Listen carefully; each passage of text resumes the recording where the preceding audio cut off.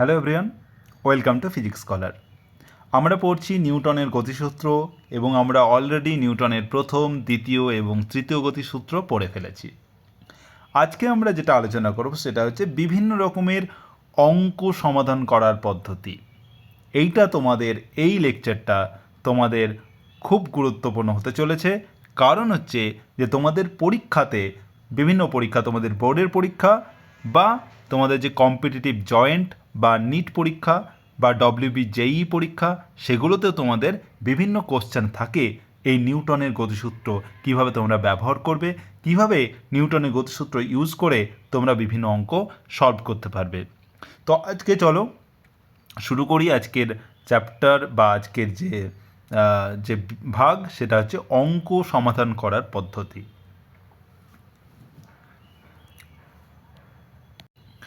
ওকে, তো যখনই আমরা নিউটনের গতিসূত্র ব্যবহার করে অঙ্ক করতে যাব, তখন আমাদের কিছু কিছু জিনিস মাথায় রাখতে হবে, যাতে করে আমরা খুব সহজেই কোনো অঙ্ক খুব সহজেই সমাধান করতে পারি।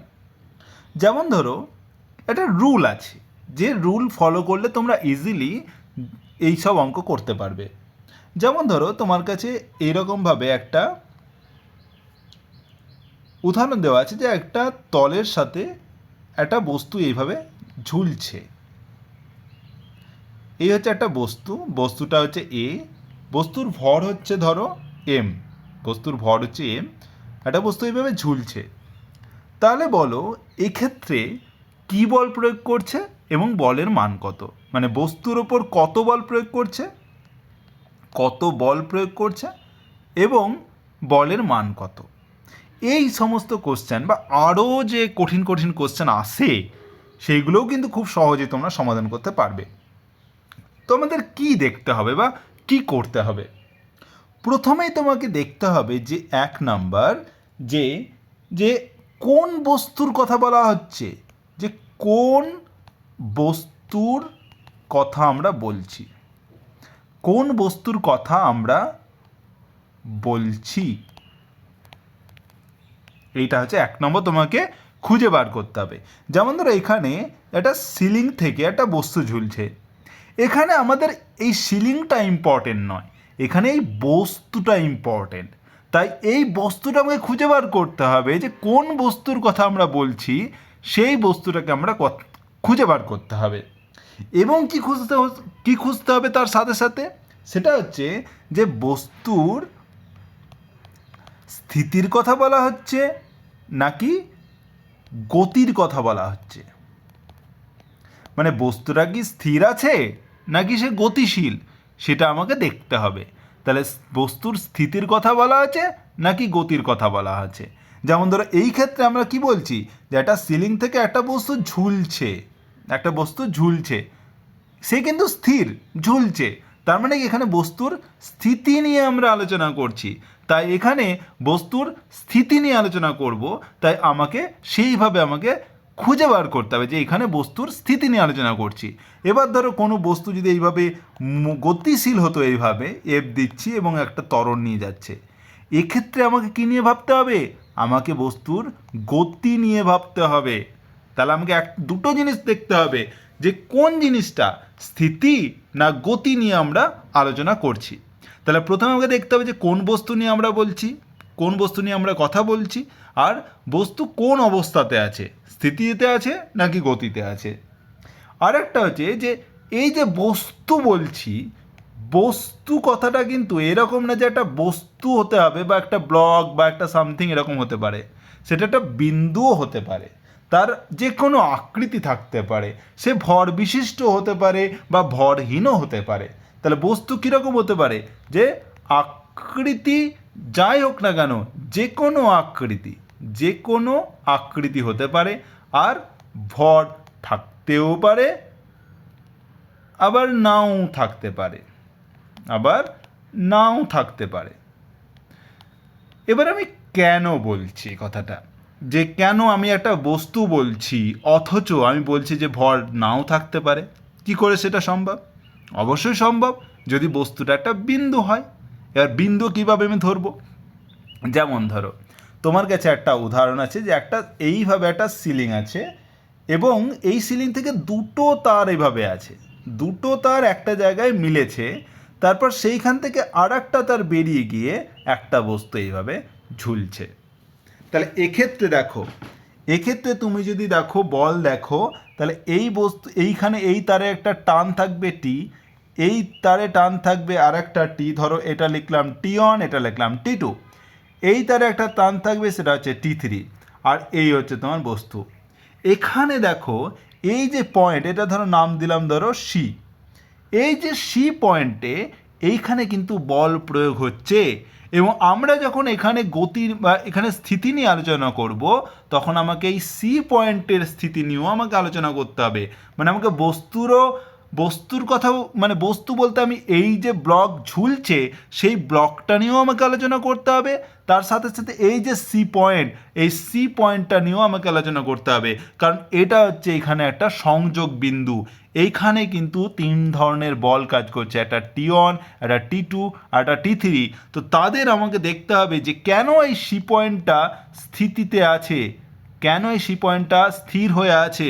তার কারণ হচ্ছে এখানে যে T1 আর T2 লব্ধি বল সেটা T3-র সাথে সমান হচ্ছে, সেই জন্য এটা হচ্ছে T3-র সাথে সমান হচ্ছে, মানে এইখানে যে বস্তুটা ঝুলছে তার সাথে সমান হচ্ছে, সেই জন্য সি বস্তুটা স্থিতিতে আছে। সেইটা আমাকে খুঁজে বার করতে হবে যে এখানে দেখো যে সি বিন্দুটা কিন্তু একটা স্থির একটা পয়েন্ট, একটা বিন্দু, কিন্তু তারও আমাকে দেখতে হবে যে সে কোন তার ওপর কী কী বল প্রয়োগ হচ্ছে।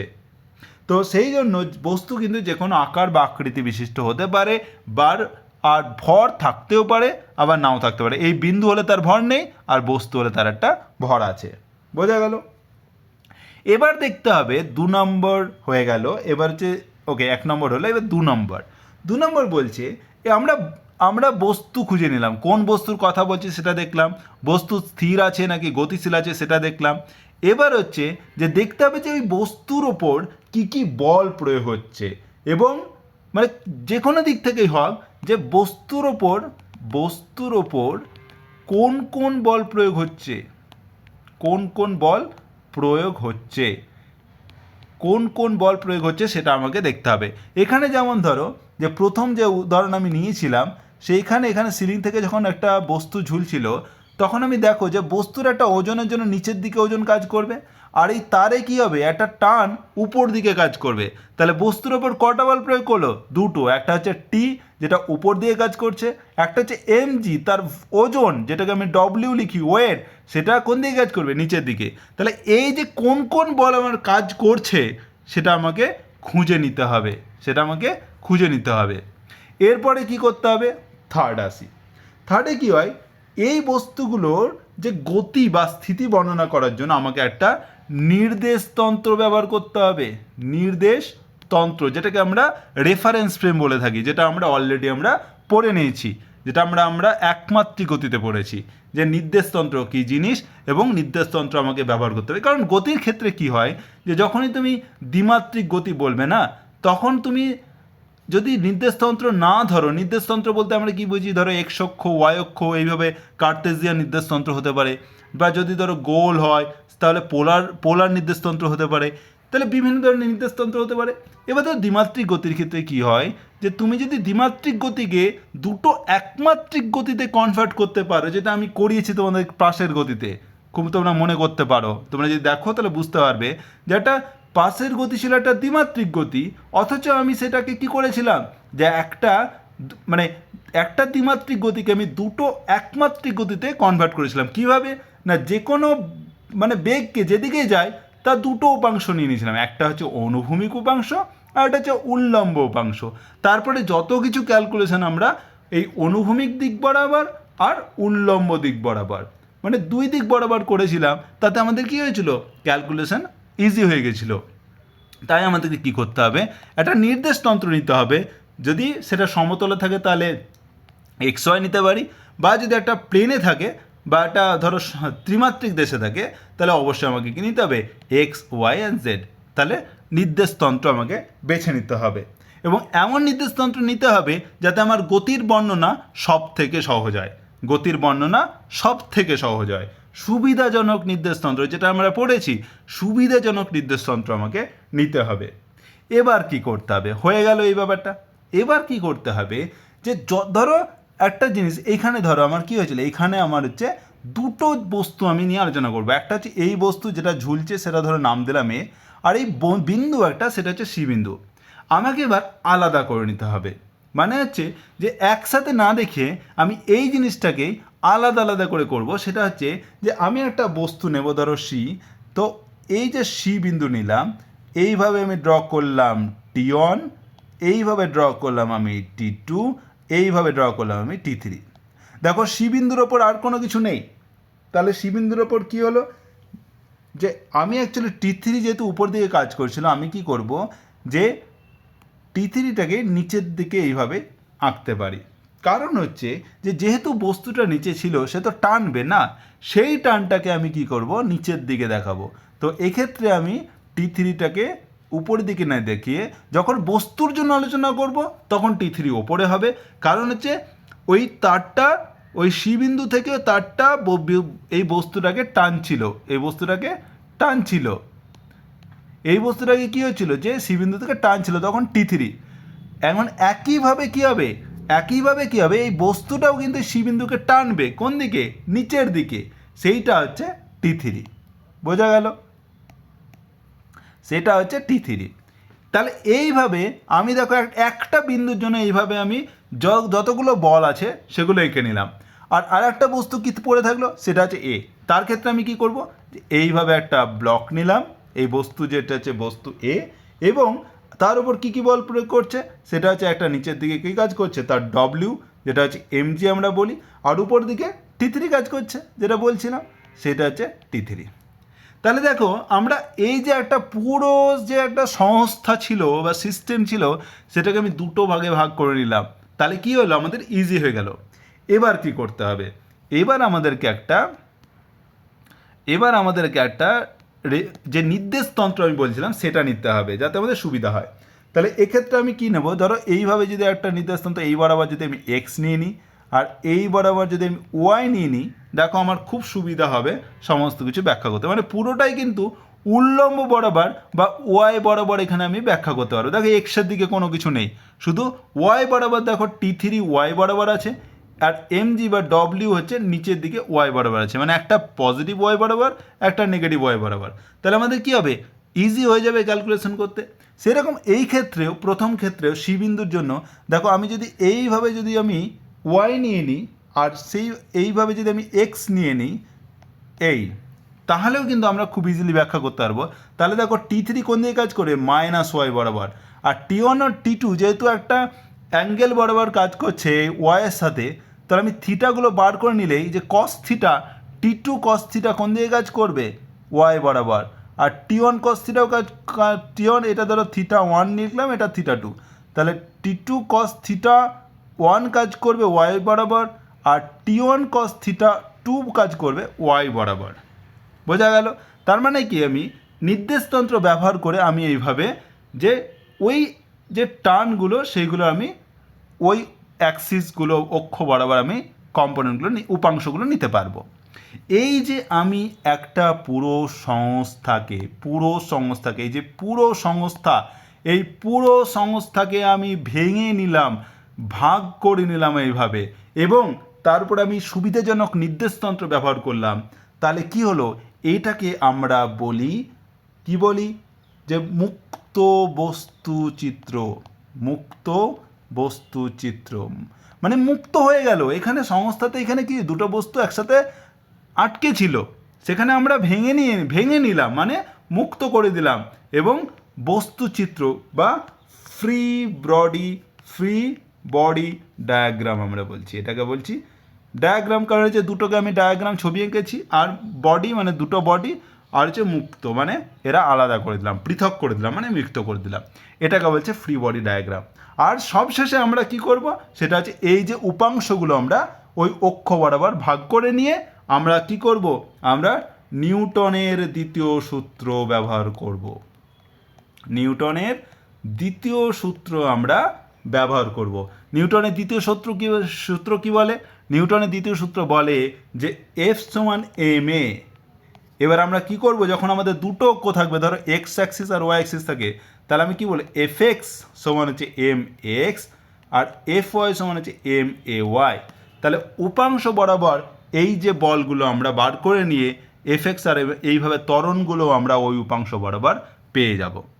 বোঝা গেল? এইভাবে আমরা যে কোনো একটা প্রবলেম আমরা করতে পারি। এবার ধরো আমি যদি এই প্রবলেমটাই করি যেটা আমরা করছিলাম, তাহলে দেখো যে এইভাবে যদি আমি, ওকে, এইটা হচ্ছে তোমার ধরো এক্স অ্যাক্সিস, এটা হচ্ছে ওয়াই অ্যাক্সিস, এবং এইটা ধরে তোমার হচ্ছে টি ওয়ান, এটা তোমার হচ্ছে টি টু, এটা হচ্ছে তোমার টি থ্রি, এটা হচ্ছে তোমার সি বিন্দু।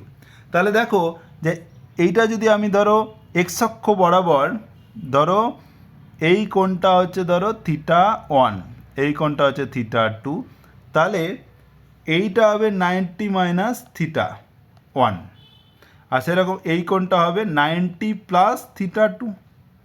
তাহলে দেখো যে এক্স অক্ষ বরাবর টি টুর উপাংশ কত, T two cos 90 minus theta one, মানে হচ্ছে টি টু কস তো সাইন হয়ে যাবে থিটা ওয়ান, টি টু সাইন থিটা ওয়ান। আর ওয়াই অক্ষ বরাবর টি টুর উপাংশ হচ্ছে টি two cos theta one. Okay, এটা হলো টি টুর উপাংশ। এবার হচ্ছে টি ওয়ানের উপাংশ কত, টি ওয়ানের এক্স অক্ষ বরাবর উপাংশ হচ্ছে T one cos 90 plus theta two, মানে হচ্ছে মাইনাস টি ওয়ান সাইন থিটা টু, আর ওয়াই অক্ষ বরাবর হচ্ছে T one cos theta two. এবার দেখো, আর টি থ্রির ক্ষেত্রে হচ্ছে এক্স অক্ষ বরাবর হচ্ছে 0, কারণ টি থ্রি কস 90 সমান 0, আর ওয়াই অক্ষ বরাবর উপাংশ হচ্ছে মাইনাস 180 ডিগ্রি, মানে হচ্ছে মাইনাস টি থ্রি হয়ে যাবে এরকম। তাহলে আমরা কি করব, এবার হচ্ছে এক্স অক্ষ, ওয়াই অক্ষ আর জেড অক্ষ, যে এখানে জেড নেই, তো এক্স অক্ষ আর ওয়াই অক্ষ বরাবর আমরা যোগ করে নিলে আমরা পেয়ে যাব। তাহলে এক্স অক্ষ বরাবর হচ্ছে এটা হচ্ছে টি টু সাইন থিটা ওয়ান, টি টু সাইন থিটা ওয়ান, আর এটা হচ্ছে মাইনাস টি ওয়ান সাইন থিটা টু। এটা হলো তোমার হচ্ছে এক্স অক্ষ বরাবর। আর ওয়াই অক্ষ বরাবর যদি আমি লিখি, তাহলে পাচ্ছি আমি যে T one cos theta two plus T one cos theta two, theta one, T one cos theta two হলো প্লাস হচ্ছে টি two cos theta one plus minus হচ্ছে টি থ্রি সমান 0, মানে টি থ্রি সমান হবে T one cos theta two plus T two cos theta one. এইভাবে আমরা কি করলাম, যে উপাংশ বরাবর।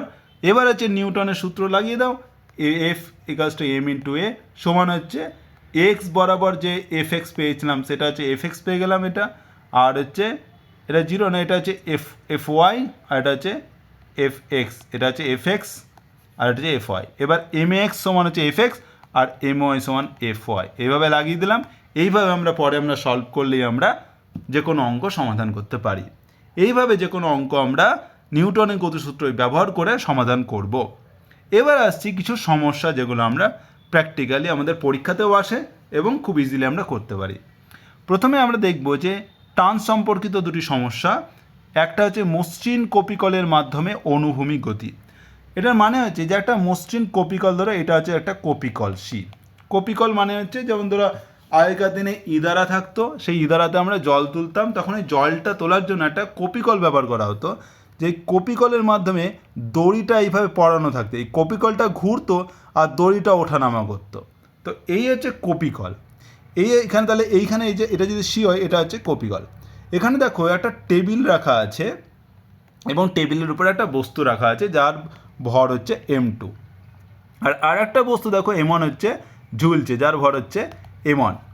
তাহলে আমাকে কি করতে হবে এই ক্ষেত্রে, কি বলে, নিউটনের সূত্র ব্যবহার করে আমাকে বলতে হবে যে এই m1 যদি হচ্ছে m2 থেকে বেশি হয়, তাহলে এখানে ত্বরণ কত হবে, মানে যেটা নিউটনের গতিসূত্র ব্যবহার করে আমরা ত্বরণ বার করব।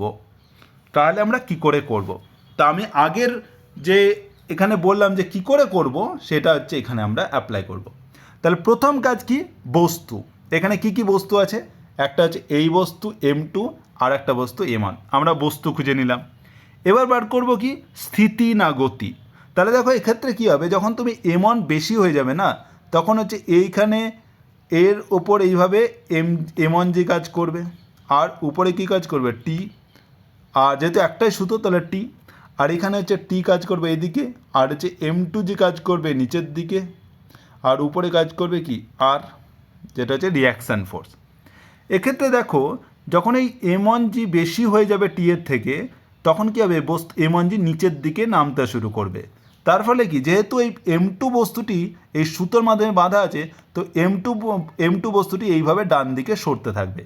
তার মানে কি, এখানে আমরা বস্তুর গতি নিয়ে আলোচনা করছি, বস্তুর গতি নিয়ে আলোচনা করছি। এবার আমরা কি করব, এবার আমরা এই বলগুলো ভালো করে এঁকে নেব, যে এই মানে বস্তুর বলগুলো কি কি কাজ করছে, এবং আমাদেরকে মুক্ত বস্তু চিত্র বা ফ্রি বডি ডায়াগ্রাম আঁকতে হবে। তো আমি কি করব, যে M2 বস্তু নিলাম, তার উপর কী কী বল কাজ করছে। এটা যদি M2 হয় তাহলে নিচের দিকে কাজ করছে M2G, এই দিকে কাজ করছে টি, এই দিকে কাজ করছে আর। হয়ে গেল। এবার আমি নির্দেশতন্ত্র নিয়ে নিলাম, সেটা হচ্ছে এই বরাবর হচ্ছে ধরো এক্স, এই বরাবর ওয়াই। এবার এটার ক্ষেত্রে এটার দিকে দেখো যে M1-এর জন্য হচ্ছে আমি যদি আঁকি তাহলে কী হবে, এই হচ্ছে তোমার বস্তু, এটা তোমার হচ্ছে M1, নিচের দিকে কাজ করছে M1G, আর উপর দিকে কাজ করছে তোমার হচ্ছে টি। আর এই হয়ে গেল তোমার, ওকে। তাহলে টি আর M1G এক্ষেত্রেও যদি আমি নিয়ে নিই, তাহলে এই দিকে হচ্ছে তোমার এক্স, আর এইদিকে তোমার হচ্ছে ওয়াই। এই হচ্ছে তোমার মুক্ত বস্তুচিত্র। এবার আমি কি করব, উপাংশে ভাগ করে নেব। এবার যেহেতু দেখো, যেহেতু M2টা এক্স অক্ষ বরাবর যাচ্ছে, তাহলে M2Gর কোনো উপাংশ এদিকে থাকবে না, কারণ হচ্ছে এটা 90 ডিগ্রি, cos 90 ডিগ্রি 0 হয়। তাহলে এক্ষেত্রে শুধুমাত্র কী হচ্ছে, টি কাজ করছে। কি কাজ করছে, টি কাজ করছে।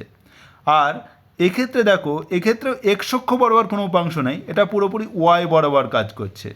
তার মানে এখানে যে উপাংশ বার করেও সেরকম কোনো লাভ হবে না, কারণ হচ্ছে যে এখানে পুরোটা ইন্ডিপেন্ডেন্ট। এখানে দেখো যে যদি ধরো M1 বস্তুটা খুব বেশি হয়, তাহলে M1G নিচের দিকে কাজ করছে, এবং M1G যদি নিচের দিকে কাজ করে, তাহলে কি হবে, যে M1G যদি এই টি এর থেকে বেশি হয়, তাহলে নিচের দিকে বস্তুটা পড়তে থাকবে। তার মানে ধরো আমি ত্বরণ পেলাম এ ত্বরণ নিয়ে এই বস্তুটা M1 বস্তু নিচের দিকে নামছে, আর সেই ত্বরণ নিয়ে এই M2 বস্তু এদিকে ডান দিকে সরে যাচ্ছে। তাহলে এই ত্বরণটা ধরলাম এ। তার মানে হচ্ছে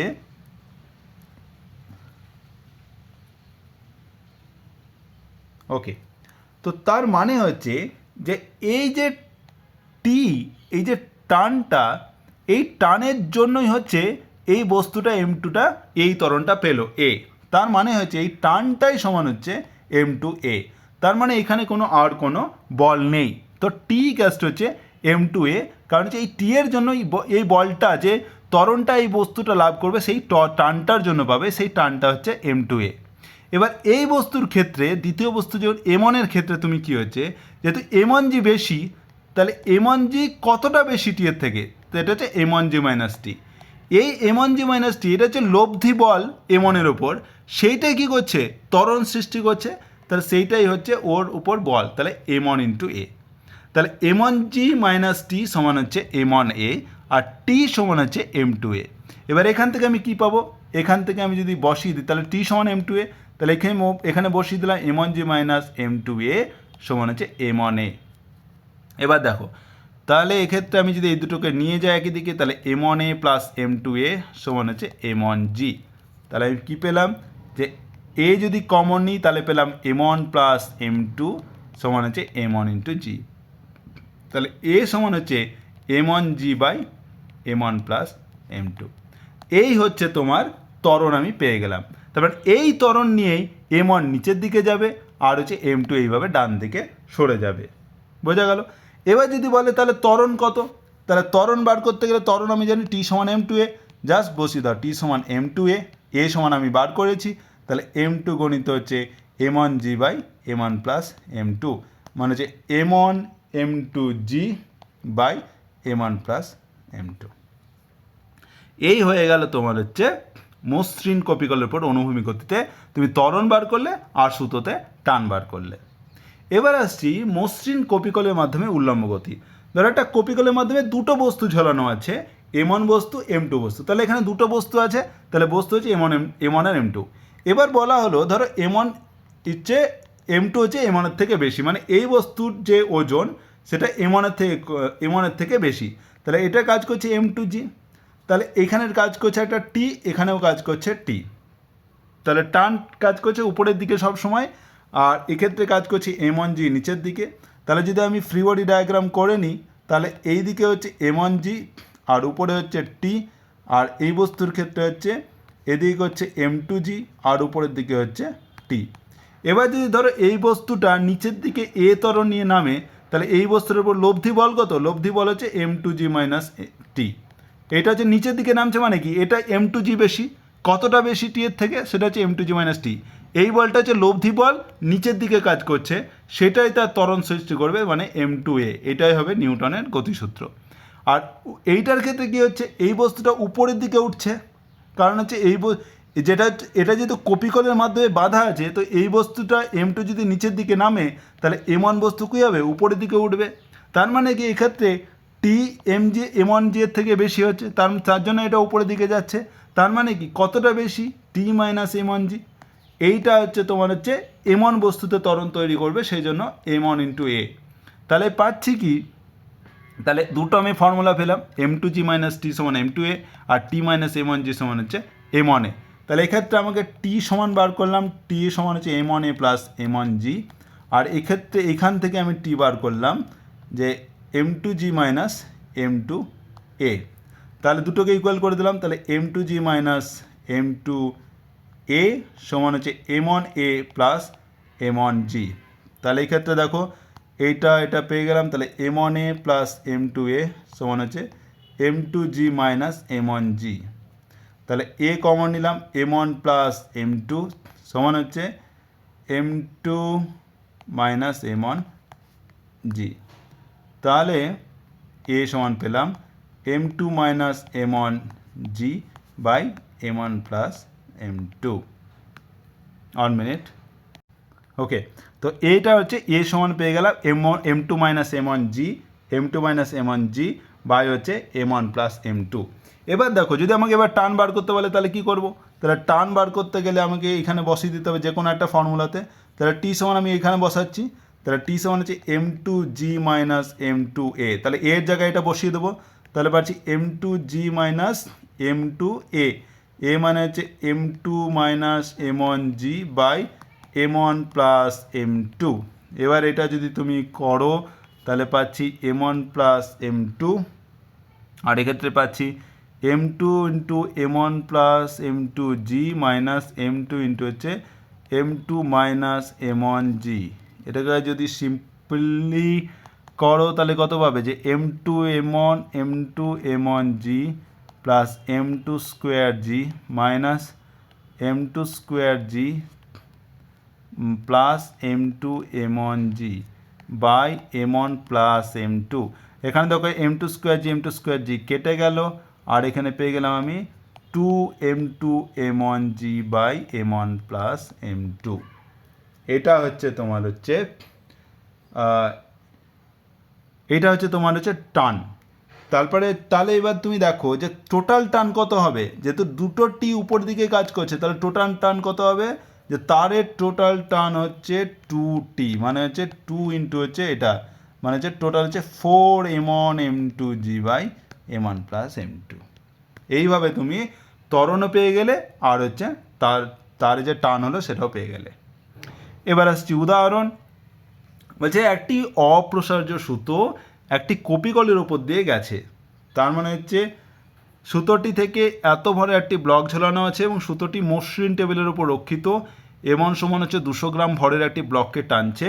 তাহলে সুতোর টান এবং ত্বরণ নির্ণয় কর। তার মানে কি প্রথম এক্সাম্পলটা এরকমভাবে টেবিলে রাখা ছিল একটা ব্লক, যার ভর হচ্ছে M1 সমান হচ্ছে 200 গ্রাম, আর M2 আর একটা এখানে কপিকল লাগানো আছে, এইভাবে ঝোলানো আছে। এখানে একটা বস্তু আছে, এই বস্তুর ভর হচ্ছে M2, সেটা হচ্ছে 100 গ্রাম। এবার বলছে সুতোটিতে মসৃণ টেবিলের উপর রক্ষিত হয়েছে।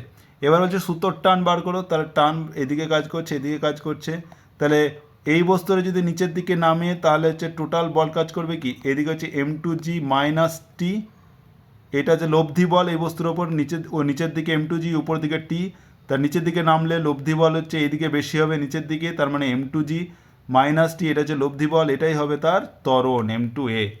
তার মানে এখান থেকে টি পাচ্ছি, ওকে টি বার করতে হবে না এখন। আর এই প্রথম বস্তুর ক্ষেত্রে আমি পাচ্ছিলাম যে টি সমান হচ্ছে যে বস্তুতে ত্বরণ সৃষ্টি হচ্ছে m1a, তাহলে এটা হচ্ছে টি। তাহলে এখান থেকে আমি কী পাচ্ছিলাম, এ বার করতে গেলে আমাকে কী বার করতে হবে, এ বার করতে গেলে আমাকে বার করতে হবে এইটা যা সেখানে বসিয়ে দাও, তাহলে m2g মাইনাস m1a সমান m2g, তাহলে m1a সমান হচ্ছে, ওকে এখানে এটা হচ্ছে m1a, ওকে 1 মিনিট, ওকে এটা হচ্ছে m2a, ওকে। তারপরে আমি কি পাচ্ছি যে এই দুটো নিয়ে গেলাম একসাথে, তাহলে m1 প্লাস m2a সমান হচ্ছে m2g, তাহলে a সমান হচ্ছে m2g by m1 plus m2, এই হচ্ছে ত্বরণ। আর t সমান হচ্ছে m1a, তাহলে আমি পেয়ে গেলাম m1 a হচ্ছে m2g by m1 plus m2, এটা পেলাম তোমার হচ্ছে টান। এবার তুমি যদি ভ্যালুগুলো বসিয়ে দাও, এখানে গ্রাম দেওয়া আছে, এখানে গ্রাম দেওয়া আছে, তাহলে পরে তুমি যদি বসিয়ে দাও তাহলে তুমি পাবে, তোমাকে এখানে পুরো সিজিএসে করতে হবে, তুমি যদি এগুলো বসাও তাহলে ত্বরণ পাবে m2-র ভ্যালু, আর জি এর ভ্যালু তোমার হচ্ছে 980, যদি বসিয়ে দাও তাহলে পরে তুমি পাবে এ সমান পাবে 326.7 সেন্টিমিটার পার সেকেন্ড। তোমরা করে দেখো যে এটা মিলছে কি না। আর টান তোমরা পাবে সেটা হচ্ছে যে সিজিএস পদ্ধতিতে পাবে 65,340 ডাইন। এটা তোমরা করে দেখো এবং কমেন্টে বলো যে এটা তো মিলছে কি না। ওকে ওকে আর একটা কোশ্চেন আছে যে একটি ঘর্ষণবিহীন কপিকলের মাধ্যমে m ও 2m ভরের দুটি বস্তুকে যুক্ত করা হলো। 2m ভরের বস্তুটিকে ছেড়ে দিলে m ভরের বস্তুটা যে ত্বরণ সহ উপরে উঠবে তা হলো কত। তাহলে এটা যে দ্বিতীয় উদাহরণ যেটা করেছিলাম, যেখানে কপিকল বাঁধা আছে এবং এটা যদি এইভাবে যদি থাকে তাহলে এদিকে টি, এদিকে টি, এখানে একটা বস্তু হচ্ছে, এখানে একটা বস্তু হচ্ছে, এটা m, এটা 2m, ওকে। এবার তাহলে এইদিকে হচ্ছে ধরো এটা হচ্ছে 2m, যেহেতু এটা নিচের দিকে নামবে আর এটা উপরের দিকে যাচ্ছে, তাহলে তাহলে এই বস্তু 2m এর ক্ষেত্রে কি হচ্ছে, 2m এর ক্ষেত্রে হচ্ছে 2mg নিচের দিকে কাজ করছে আর উপর দিকে কাজ করছে টি, তাহলে মাইনাস টি সমান হচ্ছে m2 মানে হচ্ছে 2ma, তার মানে হচ্ছে এটা হচ্ছে টি সমান হচ্ছে আমি পেলাম 2mg মাইনাস 2ma, ওকে। আর m বস্তুর জন্য হচ্ছে বল প্রয়োগ করছে কত, তাহলে টি সমান হচ্ছে m1a, টি সমান হচ্ছে m1a, m1 হচ্ছে m, ওকে টি m1 হচ্ছে টি সমান ma, ওকে টি সমান ma, ওকে সরি এখানে আমি, ওকে এখানে যেহেতু বস্তুর উপর বল প্রয়োগ করছি mg নিচের দিকে, তাহলে টি মাইনাস mg সমান হচ্ছে ma, ওকে। তাহলে এক্ষেত্রে আমি টি পেয়ে গেলাম কত, টি সমান হচ্ছে mg প্লাস ma, তাহলে এই দুটো টান সমান, তাহলে আমি বসিয়ে দিলাম, তার মানে হচ্ছে যে 2mg মাইনাস 2ma সমান হচ্ছে mg প্লাস ma, তাহলে এক্ষেত্রে দেখো 2ma প্লাস ma মানে 3ma সমান হচ্ছে 2mg মাইনাস mg মানে mg, মানে হচ্ছে a সমান হচ্ছে দেখো g/3। তাহলে এইটাই বার করতে বলেছে যে কত ত্বরণ নিয়ে উপরে উঠবে বা এটাও কত ওই ত্বরণ নিয়ে নিচের দিকে নামবে, এ হচ্ছে g/3, দেখো অপশানে হচ্ছে অ্যান্সার। এবার যেটা আমরা পড়বো যে চলন্ত লিফটে প্রতিক্রিয়া। ধরো একটি ব্যক্তি যে একটি লিফটে আছে, ধরো একজন ব্যক্তি লিফটে আছে, তাহলে পরে তার আপাত ওজন কত হবে যদি লিফটটি উপর দিকে যায় বা নিচের দিকে নামে, তাহলে এই ক্ষেত্রে আমরা দেখব। তাহলে প্রথমত হচ্ছে যে আপাত ওজন ব্যাপারটা আমাদেরকে বুঝতে হবে যে আপাত ওজন ব্যাপারটা কি। দেখো তুমি যখন ভূপৃষ্ঠে থাকো, ধরো তুমি দাঁড়িয়ে আছো, ভূপৃষ্ঠে দাঁড়িয়ে আছো, তাহলে তোমার একটা ভর আছে সেটা হচ্ছে mg, রাইট। তুমি সেটা অনুভব করতে পারছো যে আমার একটা ওজন আছো। তুমি যদি একটা যেখানে তুমি তোমার ওজন মাপো, সেই ওজন মাপার যন্ত্রে তুমি দেখবে তোমার একটা ওজন দেখাচ্ছে যে তোমার 70 কেজি না 60 কেজি না 80 কেজি, সেটা দেখাবে। এবার এটাকে দেখাচ্ছে তার কারণ হচ্ছে যে এই যে ভূপৃষ্ঠে বা তুমি যেখানে দাঁড়িয়ে আছো সে তোমার যেহেতু ওজন তুমি নিচের দিকে এমজি বল প্রয়োগ করছো, এই ভূপৃষ্ঠ তোমার উপরের দিকে কী বল প্রয়োগ করছে, একটা ঊর্ধ্বমুখী প্রতিক্রিয়া বল কাজ করছে নিউটনের তৃতীয় গতিসূত্র অনুসারে।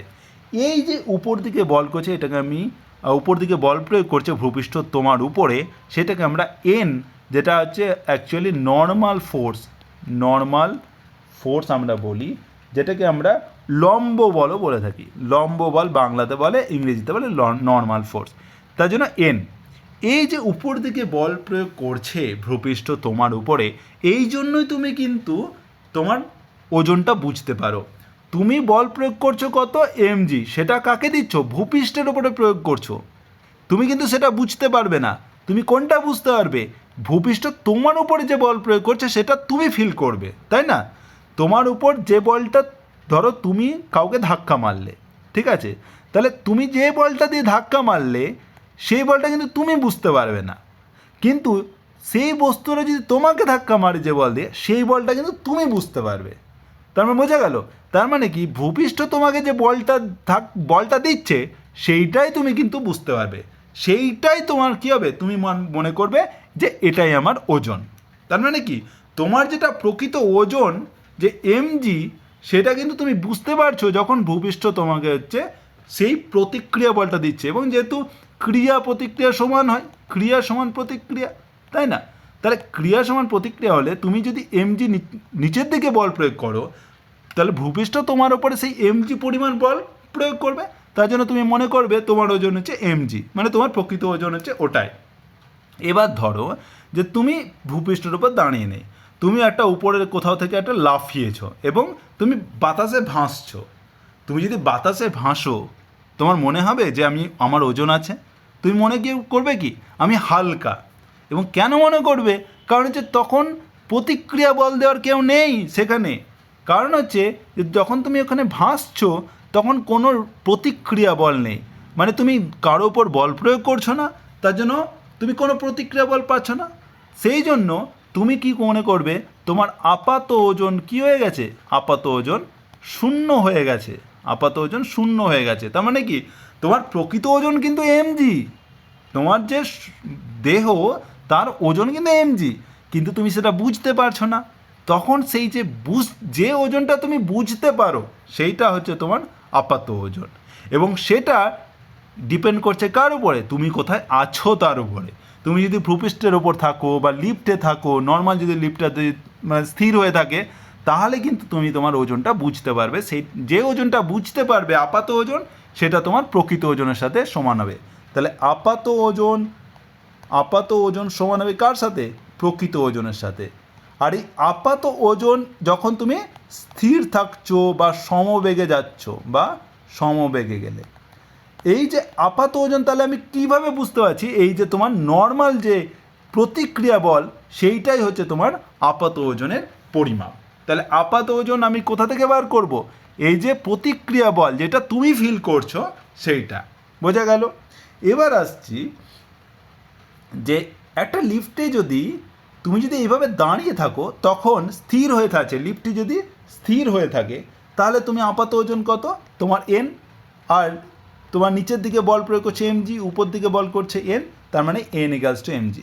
তখন তুমি তোমার প্রকৃত ওজনটাই তুমি অনুভব করবে। তো সেই জন্য তোমার তখন আপাত ওজন এমজি।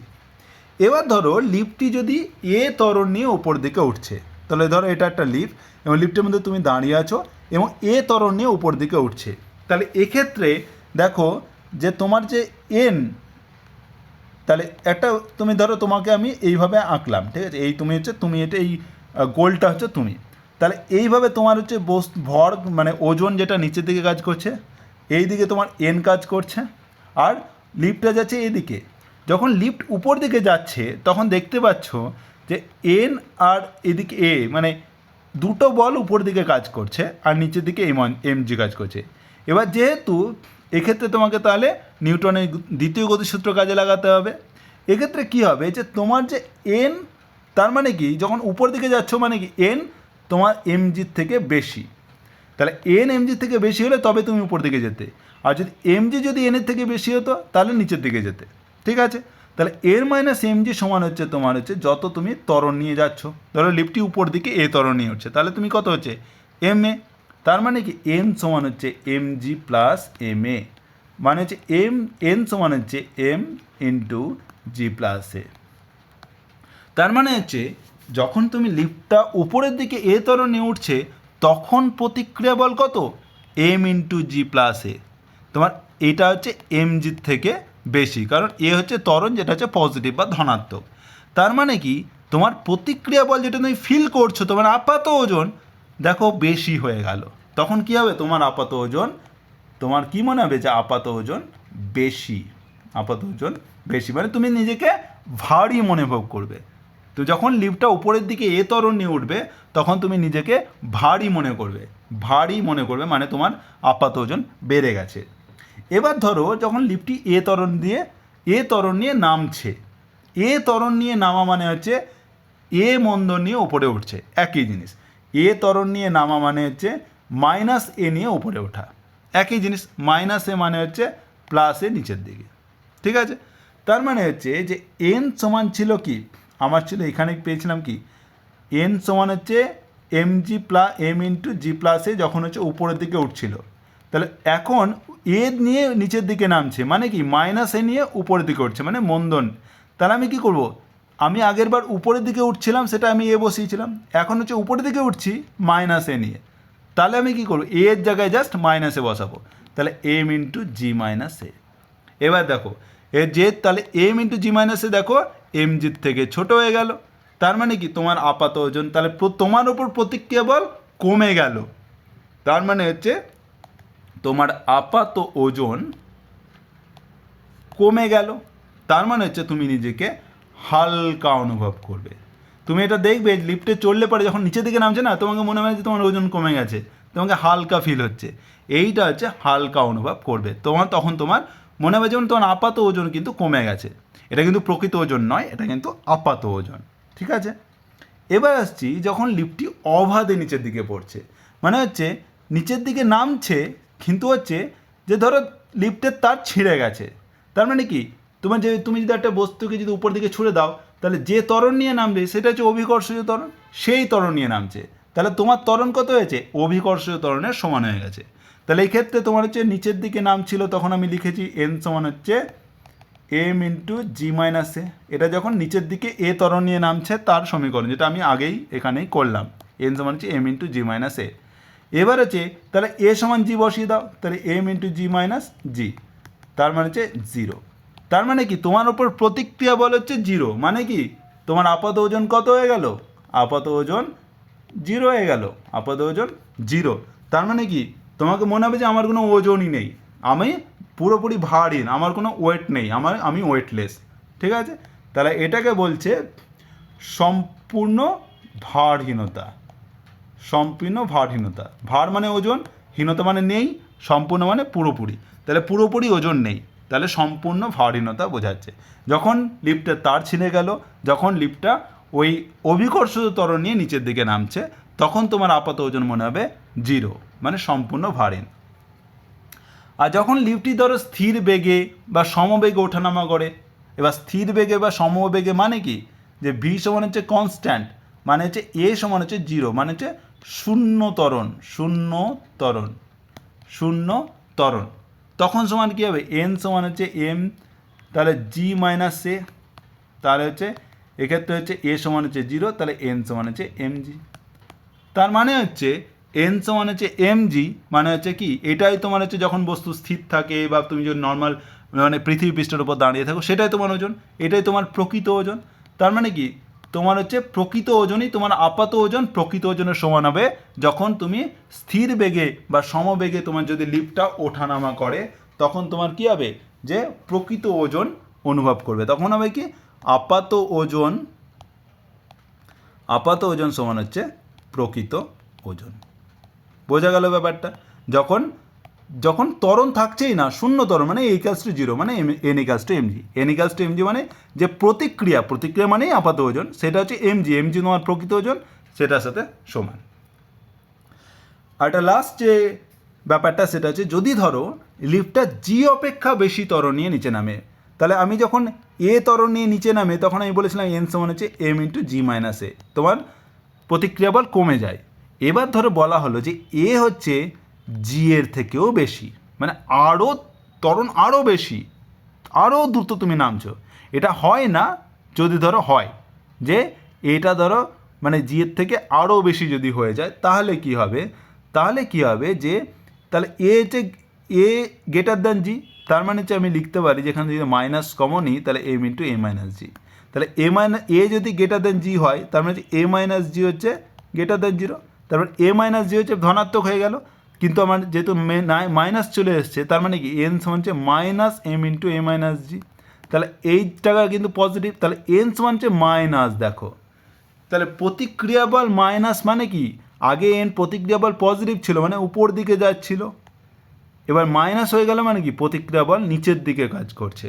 তাহলে প্রতিক্রিয়া বল যখন নিচের দিকে কাজ করে তখন মনে হবে যে তোমার আপাত ওজন কোন দিকে কাজ করছে, মানে তুমি ফিল করবে কোন দিকে, উপরের দিকে, মানে তোমাকে টানবে কোন দিকে, যখন তোমার এন কাজ করছে উপরের দিকে তখন তুমি কিন্তু ফিল করছো তোমাকে টানছে কোন দিকে, নিচের দিকে, তাই না? এমজি কাজ করে কোন দিকে, নিচের দিকে, তোমার ওজন কাজ করে নিচের দিকে, তোমার প্রতিক্রিয়া বল উপরের দিকে কাজ করলে তাহলে তুমি বল মানে তোমার যে ওজনটা কাজ করে নিচের দিকে, তাই তো?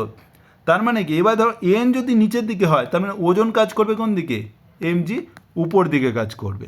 তখন কি হবে যে তুমি এই যে লিফটে দাঁড়িয়েছিলে, লিফট থেকে তোমার পা উঠে যাবে এবং তোমার যে লিফটের যে ছাদ সেখানে গিয়ে ধাক্কা মারবে, তোমার মাথা, তোমার যত যাই বস্তু থাকুক না কেন পুরো উপরের দিকে উঠে যাবে। এইটাকে বলা হয় সম্পূর্ণ ভারীনতা, বা এটাকে বলে অতি ভারীনতা। আগেটা ছিল সম্পূর্ণ ভারীনতা, এটা হচ্ছে অতি ভারীনতা বা সুপার ওয়েটলেসনেস, মানে অতি ভারীনতা, মানে এতটাই ভার কমে গেছে যে তুমি উড়ে গেছো, মানে উপরের দিকে উঠে গেছো, তাই না? এইটা হচ্ছে যখন তোমার হচ্ছে ত্বরণটা হবে জি এর থেকে বেশি। এই হচ্ছে লিফটে তুমি দেখো যে বিভিন্ন কন্ডিশনে লিফটে যদি স্থির থাকতো তাহলে তোমার প্রকৃত আপাত ওজন কত হতো, প্রকৃত ওজনের সমান। লিফটটা যদি স্থির বেগে বা সমবেগে উপরে উঠতো বা নিচে নামতো তাহলেও কিন্তু তোমার আপাত ওজন হতো প্রকৃত ওজনের সমান। লিফটটা যদি এ ত্বরণ নিয়ে উপরে উঠতো তাহলে তোমার কী হতো, তোমার নিজেকে ভারী মনে হতো। লিফটটা যদি নিচের দিকে এ ত্বরণ নিয়ে নামতো তাহলে তোমার কী হালকা মনে হতো। এবার লিফটটা যদি আরেকটা হচ্ছে, লিফটটা যদি ধরো ওই অভিকর্ষ ত্বরণের বা লিফট ধরো ছিঁড়ে গেছে তখন তুমি অভিকর্ষ ত্বরণের নিচে নামলে তাহলে তোমার কি মানে যে সম্পূর্ণ ভারী, তোমার আপাত ওজন জিরো হয়ে গেছে। আর আরেকটা হচ্ছে যখন হচ্ছে তুমি নিচের দিকে নামছো, তোমার লিফটটা মানে ধরো তার ছিঁড়ে গিয়েও মানে আরও বেশি ত্বরণ নিয়ে নিচে নামছে, জিয়ের থেকেও বেশি, তখন তোমাকে কী মানবে, তুমি বা তোমার যত বস্তু আছে সেগুলো কী হবে, ছাদে গিয়ে ধাক্কা মারবে। এটাকে বলা হয় অতি ভারীনতা। এবার একটা অঙ্ক করে নিই যে 60 কেজি ভর বিশিষ্ট এক ব্যক্তি একটি লিফটের মধ্যে দাঁড়িয়ে আছে। তাহলে যখন লিফটটি স্থির আছে, তাহলে স্থির থাকলে কী হয়, বস্তুর এক্ষেত্রে কী হচ্ছে, ব্যক্তির ওপর লিফটের মেঝের প্রতিক্রিয়া বল বার করতে বলেছে, মানে আপাত ওজন বার করতে বলেছে, অর্থাৎ বা ব্যক্তির আপাত ওজন। তাহলে আপাত